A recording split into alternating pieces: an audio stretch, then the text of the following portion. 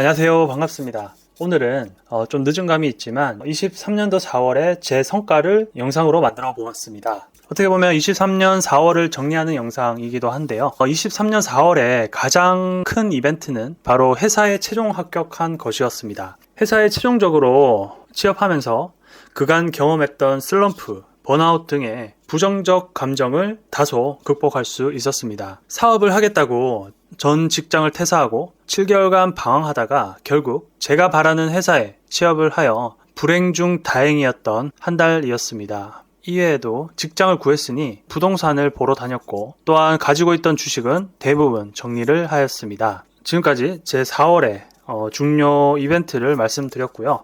다음으로 4월 동안 힘들었던 점에 대해서도 얘기를 해보도록 하겠습니다. 먼저 건강 이슈가 있었는데 바로 소화불량과 변비가 정말 심하게 찾아왔는데요. 그리고 두통도 정말 심했습니다. 지금 돌이켜보면 그러한 증상이 과도한 스트레스로 인해서 발생한 것이 아닌가 하는 생각이 들기도 합니다. 또한 집에만 있다 보니 불안감이 커져서 부정적인 생각을 많이 했었고 무기력한 날이 많았기 때문에 그러한 증상들이 있었지 않았나 하는 생각이 들고요. 또한 회사를 퇴사하고 나서 어떤 사회적 관계가 단절되고 그와 동시에 자연스럽게 집에 오래 있다 보니 유튜브를 많이 보게 되고 유튜브에서는 30대가 망가지는 과정 또는 한반도 전쟁과 같은 음모론 영상을 많이 접하다 보니 부정적인 생각이 더욱 편향적으로 발생해서 더욱 그런 부정적인 악순환이 발생해서 어떤 정서적으로도 불안정했던 것 같습니다. 또한 삶의 희망을 점차적으로 잃어가면서 슬럼프와 번아웃, 무기력이 저를 집어삼켰던 한 달이었던 것 같습니다. 지금 돌이켜보면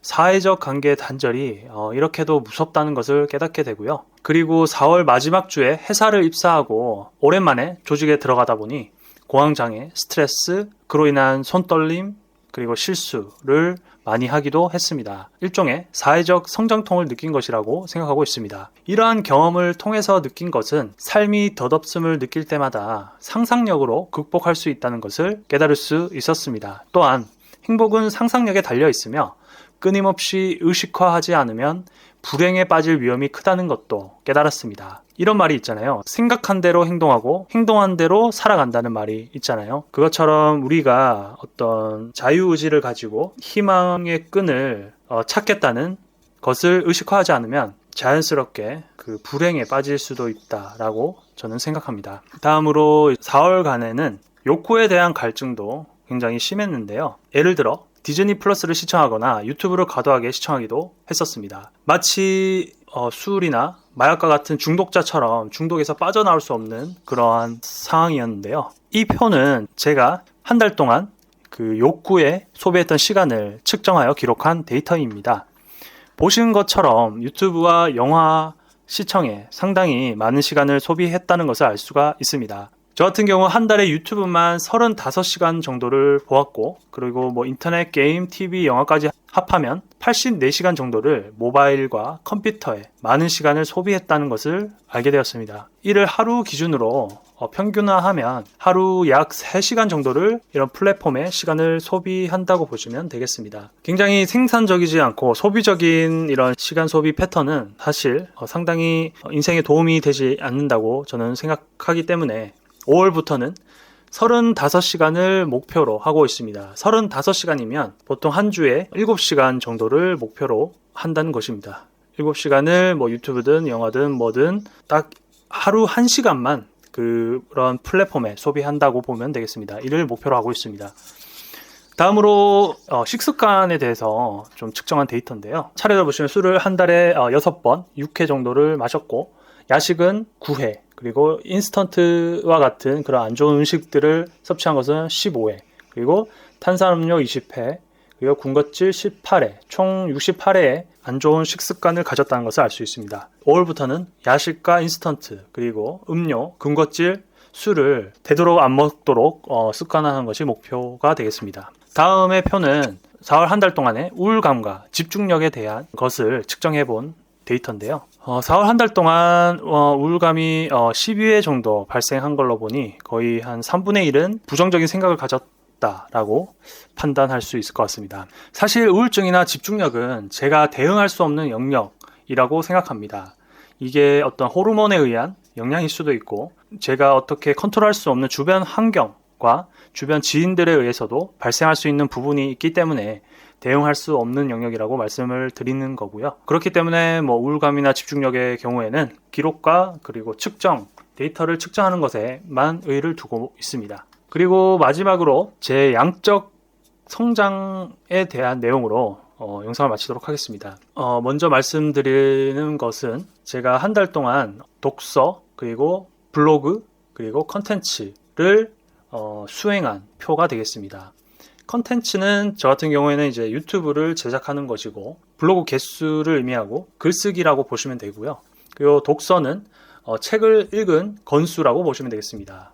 표와 같이 저는 책을 2권을 읽었고, 한 달 동안 2권을 읽었고, 그리고 블로그 글을 20개를 작성했고, 그리고 유튜브는 1개도 업로드를 하지 못했습니다. 지금 시간 기준으로 5월 21일인데 5월 달에는 상당히 컨텐츠를 업로드했기 때문에 상당한 양적 성장을 보여줄 것이라고 생각합니다. 다음 표는 제가 4월 동안 목표를 달성한 개수를 나타내는 표가 되겠습니다.